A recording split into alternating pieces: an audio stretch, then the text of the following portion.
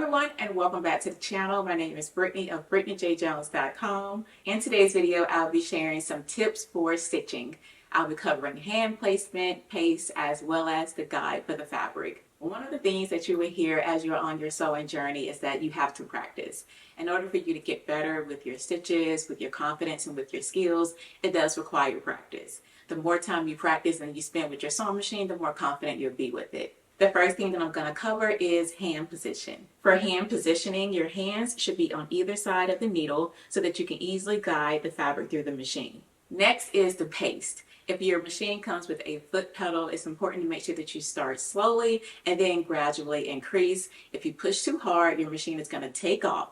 So keep that in mind. The harder you push the foot pedal, the faster the machine will go. Next, let's talk about guiding the fabric. Like I said previously, your hand position should be on either side of the needle, so you'll be able to kind of steer the fabric as you are sewing to help guide it. To keep the seam allowance even, make sure that you look at the marked lines on the needle plate that indicate common seam allowance widths. Most machines will have 1/4 inch, 1/2 inch, and 5/8 inch mark. Some will also have additional markings up to 1 inch wide. If your machine does not have the seam width, you can add a piece of masking tape on your needle plate and that can be your new guide. Next, let's talk about securing the thread ends. Something that you will hear commonly is back stitch at the beginning and at the end, and that is securing the thread ends. Start each seam 1/2 inch in from the beginning of the seam, reverse stitch to get to the edge, then start forward and complete the seam.